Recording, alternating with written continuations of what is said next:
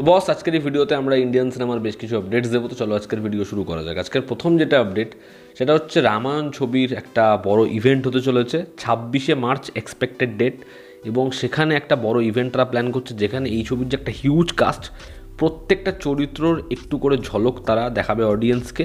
যেরকম বারাণসীর একটা grand event হয়েছে, ঠিক সেরকমই একটা গ্র্যান্ড ইভেন্ট হতে চলেছে রামায়ণ ছবির, এবং সেখানে পুরো ইন্ডাস্ট্রি থেকে শুরু করে সব জায়গারই বড় বড় নাম ব্যক্তিত্বরা উপস্থিত থাকবে। দেখার এই ইভেন্টটা কতটা বড় স্কেলে হয় এবং যে ঝলকটা দর্শকদের দেখানো হয় সেটা কতটা সারপ্রাইজিং হয়। 26শে মার্চ আপাতত তারা পুরোপুরি প্ল্যান প্রোগ্রাম করেছে, দেখার সেটা কতটা মজাদার হয়। পরবর্তী যেটা আপডেট সেটা হচ্ছে প্রভাসের ফরি ছবির কাজ খুব দ্রুত গতির সাথে এগোচ্ছিল, এবং তাদের মার্চ মাসের মধ্যেই এই ছবির যে রিমেনিং পোর্শন, মানে মার্চের আগেই সেটা কমপ্লিট করতে হতো। এবার প্রভাসের একটা হর্স রাইডিংয়ের সিকোয়েন্স ছিল এই ছবিতে, যেটা শ্যুট চলাকালীন প্রভাসের একটা ইনজুরি হয়, এবং যে কারণে ছবির যে কাজ সেটা স্থগিত, এবং প্রভাসের মানে তার যা রিকভারি হয়ে গেলে তারপর আবার সেটার কাজ শুরু হবে, সে তাড়াতাড়ি সুস্থ হয়ে উঠুক। খুব মেজর ইনজুরি নয়, তবে একটা ইনজুরির কারণে এই ছবিটার কাজ আপাতত প্রভাসের পোর্শনটা বন্ধ রয়েছে।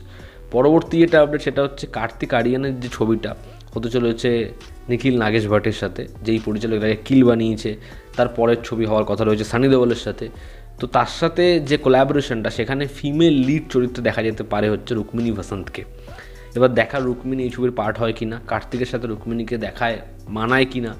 রুক্মিণী বসন্ত আমার খুব পছন্দের একজন অ্যাক্ট্রেস, দেখার কার্তিকের সাথে তাকে পেয়ার বাদে দেখা যায় কিনা, এবং নিখিল নাগেশ ভট্ট খুব ভালো একজন ডিরেক্টর, দেখার ছবিটা হয় কেমন।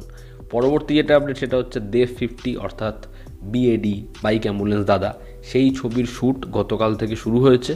দেখার এই ছবিটার কাজ কবে কমপ্লিট হয় এবং যখন এই ছবিটা আসে বক্স অফিসে কীরকম নাম্বার আনে। পরবর্তী যেটা আপডেট সেটা হচ্ছে সৌরভ গাঙ্গুলির বায়োপিক, যেটা বানাচ্ছে বিক্রমাদিত্য মোটওয়ানে, সেই ছবিতে রাজকুমার রাও মুখ্য চরিত্র অভিনয় করছে, মানে দাদার চরিত্র অভিনয় করছে। এবার সেই ছবির জন্য কোনো রকম প্রস্থেটিক্স ইউজ করতে চাইছে না রাজকুমার রাও, সে ন্যাচারাল মেকআপ করতে চাইছে, এবং সে চায় যে লুকটা দাদার রয়েছে ফেস ওয়াইজ, সে যাতে সেটার মধ্যে নিজেকে পুরোপুরি ট্রান্সফর্ম করে নিয়ে যেতে পারে। খুব সামান্য মেকআপই সে ব্যবহার করতে চাইছে এই ক্যারেক্টারের জন্য। দেখা সেটা অ্যাকুরেট হয় নাকি, কারণ এর আগে যেরকমভাবে বড় বড় বায়োপিকগুলো হয়েছে সেখানে যেরকম প্রত্যেকটা ক্যারেক্টারের প্রস্থেটিক লুক ডিজাইন হয়েছে, সেটাও কিন্তু একইভাবে ইম্পর্ট্যান্ট। দেখার এখানে রাজকুমার রাওকে তারা কীরকমভাবে প্রেজেন্ট করে। পরবর্তী যেটা আপডেট সেটা হচ্ছে বারাণসীর পর সেভারাল টপ প্রডিউসাররা মহেশবাবুর সাথে তাদের পরবর্তী প্রজেক্ট লক করতে চাইছে, কারণ আমরা জানি রাজামৌলির সাথে যে ছবি করে তার পজিশন কোন জায়গায় পৌঁছে যায় পরবর্তীতে। তার মধ্যে বারাণসী নিয়ে এই লেভেলে হাইপ, এবং মহেশবাবু কত বড় স্টার আমরা জানি। তো যে কারণে মায়াত্রী মুভি মেকার্স হোক, হোম্বল ফিল্মস হোক, সান পিকচার্স হোক, ইভেন বলিউডেরও দুটো বড় হাউস সুপারস্টারের সাথে মিট করেছে, এবং তার সাথে পরবর্তী প্রজেক্ট এখনই লক করতে চেয়েছে।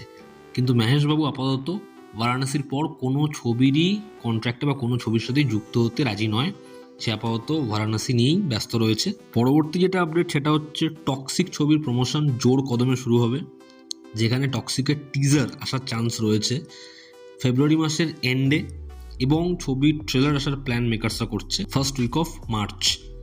দেখার এই প্রমোশন ক্যাম্পেইন সেটা কি লেভেলে অডিয়েন্সকে এক্সাইটেড করায়। পরবর্তী যেটা আপডেট, অক্ষয় খান্না এবং নওয়াজুদ্দিন সিদ্দিকীকে অ্যাপ্রোচ করা হয়েছে তুম্বার 2 এর ইম্পর্টেন্ট দুটো ক্যারেক্টারে।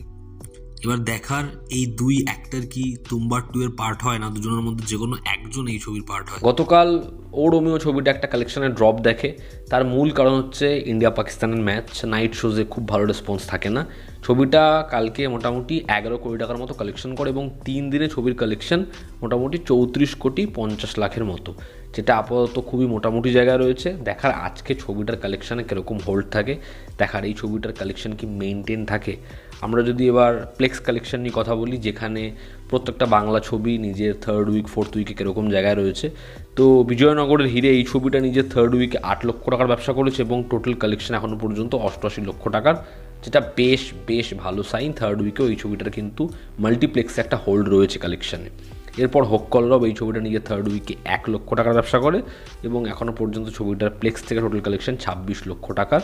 তো সেই কালেকশনটা কখনোই ভালো নয়। ভানুপ্রিয়া ভূতের হোটেল তো ওয়াশ আউট হয়ে গেছে, 3rd উইকে নেই ছবিটা প্লেক্সে।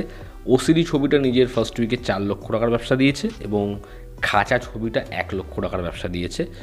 আর উল্টো দিকে প্রজাপতি 2 সেই ছবিটা নিয়ে 7 নম্বর সপ্তাহতেও এসে 2 লক্ষ টাকার ব্যবসা দিয়েছে প্লেক্স থেকে, যেখানে ছবির টোটাল কালেকশন 2,22,00,000 টাকার শুধুমাত্র প্লেক্স থেকেই। এবং আজকের অন্তিম যেটা বিষয় সেটা হচ্ছে রশ্মিকা এবং বিজয় দেবরকোন্ডা তাদের ওয়েডিংয়ের যে পুরোপুরি যা ফুটেজ, যেরকম আলোচনা, যেরকম নয়নতারা করেছিল, সেটা স্ট্রিমিংয়ের জন্য নেটফ্লিক্স 80 কোটি টাকা অ্যাপ্রোচ করেছিল এই দুজনকে। এবং আমার যেটা সত্যি দেখে শুনে ভালো লাগছে, কারণ এই বিষয়বস্তুগুলো আমার নিজের একদমই ভালো লাগে না আর কি। তারা এটা পুরোপুরি এই অফারটা রিজেক্ট করেছে এবং তারা চায় না যে কোনো স্ট্রিমিং প্ল্যাটফর্মে তাদের যা ওয়েডিং, তাদের যা এরকম ধরনের জিনিসপত্র সেগুলো দেখানো হোক। তো এটা খুবই ভালো সিদ্ধান্ত আর কি, কারণ অনেকে নিজের এই বিয়ের ভিডিও সেটা এরকম স্ট্রিমিং প্ল্যাটফর্ম এরকমভাবে বেচে টাকা কামায়, এটা খুবই বাজে আর কি। যাই হোক, তো এই ছিল আজকের ভিডিওতে। তোমাদের কি অপিনিয়ন জানিও, জনতা আমাদের পাশে আছে। আবার দেখা হচ্ছে, টেক কেয়ার।